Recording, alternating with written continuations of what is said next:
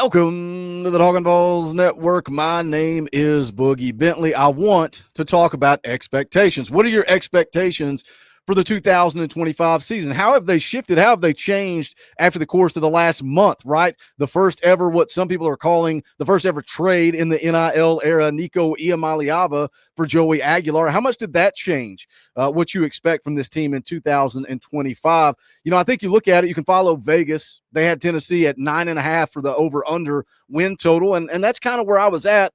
Nico hits the portal. We add Joey Aguilar. Now they're at 8.5. And I don't know, man. I felt like Tennessee, I thought Nico could take a step in 2025. I thought the defense was returning a lot of talent for 2025. And I thought Tennessee could go out and win 10 ball games, have another shot at the college football playoff. Maybe you get a better draw than you got last season. You go win a game or two, and you continue this upward trajectory that Josh Heupel has us on since arriving on Rocky Top. But did your expectations shift with the change from Nico to Joey Aguilar? Where are you at? How are you feeling? Put it in the comment section. What is your win total? And what do you expect? Do you give Josh Heupel a pass here, or is it pedal to the floor? Josh Heupel gets paid $10 million a year to go win ball games, and that's what he is expected to do. Look, it's that time of year where all the top 25s, way too early predictions, everything is coming out. You'll see articles like this from A to Z Sports. Zach Reagan, shout out Zach. Urban Meyer predicts how many games the Tennessee Vols will win during the 2025 college football season. Now, if you remember, and they kind of go back to it here in this article, when Nico hit the portal, Urban Meyer comes out and says Tennessee is screwed. Let's take a look at the article. He says they're screwed, and I'm going to say it again.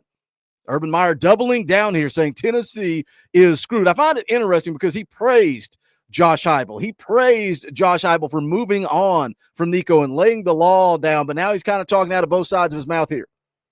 He says, I'm going to say it again. You wouldn't let a potential first-round pick, but the potential first-rounder walks out on you, especially a starting quarterback of a team that was in the playoffs, a team that at times was really, really good, and he was a young quarterback. You know what happens to young quarterbacks? They get better. I agree with that. I agree with what Urban Meyer's saying there. I thought Nico had an opportunity to improve in 2025, and that's why I felt like Tennessee could go out and win 10 games in 2025 because of the growth of Nico as well as the talent around him.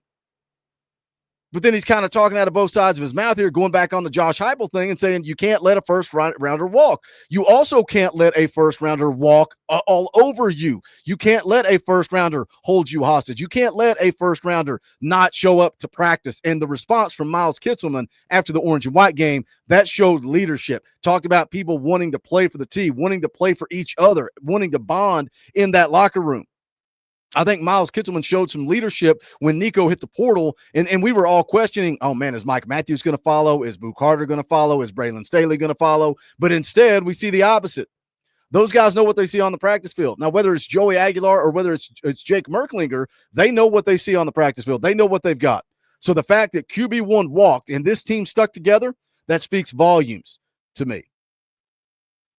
Goes on to say here, Meyer went through Tennessee's 2025 schedule game by game. He gave Tennessee wins against Syracuse, East Tennessee State, UAB, Mississippi State, New Mexico State, and Vanderbilt. Gave the Vols losses to Georgia and Alabama, while also predicting that Tennessee's going to split between Arkansas and Oklahoma, and also Kentucky and Florida. I'll go ahead and put the schedule up on the screen here. What are your expectations? What do you think about the 2025 season? Because for me, the talking points before Nico entered the portal are going to still apply here. You got to find a way to do things that you've not done since Josh Heupel arrived on campus. You got to find a way to beat Georgia. How do you think that changes with Nico or without Nico? You got to find a way to beat Alabama on the road and Kentucky on the road. You got to find a way to beat Florida on the road. Josh Heupel has struggled on the road, and when you look and you see you got to play Alabama, you got to play Kentucky, you got to play Florida on the road, is that a problem? So Urban Meyer's got Tennessee at 8-4. Again, splits between Arkansas and Oklahoma. I think that's interesting. I think that Arkansas game is going to be circled on the schedule for 2025 in Neyland Stadium, October the 11th. And then Kentucky and Florida. He thinks they split there. Also, want to take a look at what J.D. Pickell had to say. He had some interesting talking points when it comes to Joey Aguilar and what this football team looks like in the 2025 season. Before we get to J.D., I need you guys to do me a YouTube favor, man. Just go right down here below the video, hit that little thumbs up. It takes 2 seconds. If you're not signed in, sign into your Google account. Boom, done. Subscribe. Click the bell for notifications so you don't miss out when we go live or when we drop a video. If it's your first time here, welcome, man. Welcome to the Talkin VAWLS Network. We're not experts here. We're not insiders. We're not media. We don't fake that. We don't pretend to be that. What we are is exactly what you guys are. This is a channel that is for the fans, by the fans. So if you like it, do all that YouTube stuff. Come join us. We're live every Sunday night, 6:30 p.m. Eastern time. We play EA Sports College football, but we talk all things Tennessee football. So come join us for that. But I want to take a listen to what J.D. Pickell had to say. Had some very interesting points here. And again, he put out his way too early spring predictions. Post-spring predictions. He's got Tennessee coming in at 17th. Let's take a listen as to why J.D. feels this way. I got you at 17 heading into next season. Post-spring. This could change when we get to the fall, but right now we got Tennessee at 17. I'm trying not to overreact to the Nico Iamaleava loss because what he was for you last year, it wasn't like he was, the reason why you won a bunch of football games. 19 touchdowns, 5 picks. Cool. You bring in Joey Aguilar. I think he has the opportunity to make you better. To me, I'm just worried about him missing spring, which is why I don't have Tennessee within the top 15, which I think you could argue they should be given the college football playoff appearance last year. The exciting thing about Tennessee is, before we go on with that, I want to talk about the Joey Aguilar situation. Of course, you guys already know I bleed orange. I love Tennessee football. We talk Tennessee football here all day, every single day on the Talkin VAWLS Network. I also like to watch a little App State football. I've seen Joey Aguilar play. It does concern me that he wasn't able to go through spring, and that's why Nico put us in an impossible situation. This should have been handled back in December. Don't wait until the day before the spring game and then no-show practice and hit the portal. That shows poor character. Now, whether it's Nico's fault or Nico's father's fault, you can point the finger wherever you want to point it. All I'm telling you is this put us in an impossible situation unless Jake's the guy. If Jake's the guy, then let's roll with Jake. But for Joey, he's going to arrive on campus sometime throughout the course of the summer, and then he's got summer workouts and he's got fall camp to get this offense down. Kid's a gunslinger, man. Threw for over 3,000 yards both of his years at Appalachian State. Almost threw for 4,000 in 2023. 56 touchdowns in those 2 seasons, but guess what? He also threw 24 interceptions. He will put the ball in harm's way. He tries to make plays. Can Josh Heupel fix that? Can Josh Heupel fix him? Does he thrive more in this offense? We're going to find out. I've talked about his athleticism, his toughness. He's a competitor.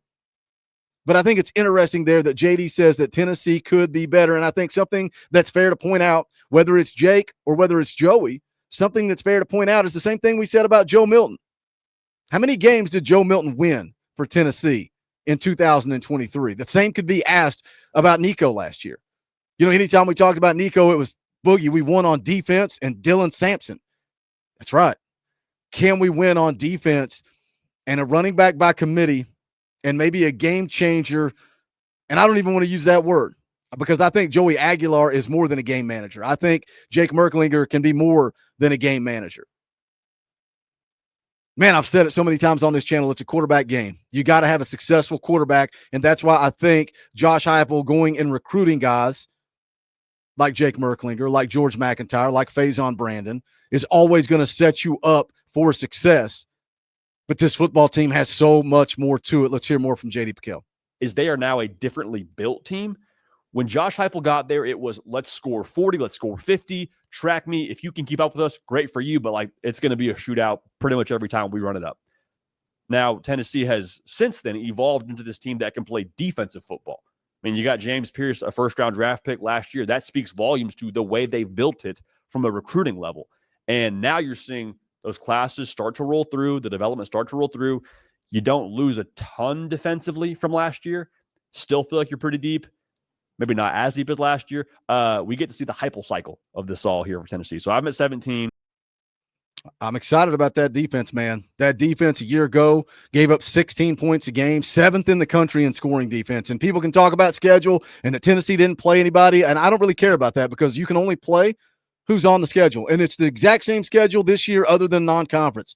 Syracuse, ETSU, UAB, New Mexico State. I think this defense has a chance to be really good in 2025. Yes, you got to replace James Pierce, but I think Josh Josephs can do that. I was excited, man. I was excited about the potential of Jacoby Thomas to be an upgrade athletically over Will Brooks, but it's college football in 2025. Thomas is in the portal. Next man up, it's likely going to be Idris Farouk that starts in that spot, but he's a dude with a high motor. Anytime Idris Farouk was on the field last year, man, he played through the whistle. I'm excited about him as a player, but is he ready as a young sophomore to step into that starting role in the SEC? I think linebackers going to be really good. Arian Carter, Jeremiah Thielander. I think Edwin Spillman's going to play a lot of football this season. The rest of the defensive line, solid. I don't expect a big drop-off there. You can continue to talk about the secondary. Andre Turrentine beside Idris Farouk at safety. And then, of course, you look at your corners. When is Jermod McCoy going to be ready? And when he is ready, is he ever going to be 100%? And we could guess, we can speculate. I'm not a doctor. I have no idea, but I do like that they went into the portal and they added Colton Hood, 5'11", 190-pound corner from Colorado, 3 years of eligibility left, 24 tackles, 2 picks last season. PFF stats, 215 coverage snaps, did not give up a single touchdown. Not a single touchdown. In coverage, he allowed 17 catches for 241 yards on 32 targets. He also had 7 forced incompletions. I like the addition of Colton Hood. I like Ricky Gibson. I like Jalen McMurray. He's played a lot of snaps for Tennessee at that corner position. Can we live on defense? Look, we know that offensive line, question mark. That wide receiver room, question mark. But I think they have an opportunity to be pretty dang good. Where are you at? What are your expectations? Did you shift from 9.5 to 8.5? What's the predictions? I think the spring portal cycle is over. There could be a grad transfer or something crazy happen, but I think we know what our roster looks like now for the 2025 season. Let's talk about it. Jump in the comment section. If you don't have anything to say, no question, no comment, just put a GBO. It would be greatly appreciated. Go check out the Talkin VAWLS merchandise, bonfire.com/store/talkinballs. That link is in the description below. You can also support the channel by becoming a member. Hit that join button right down there beside subscribe. You can do that for as little as $1 a month. But that is going to do it for this one. This is the Talkin VAWLS Network. My name's Boogie Bentley. Go Big Orange.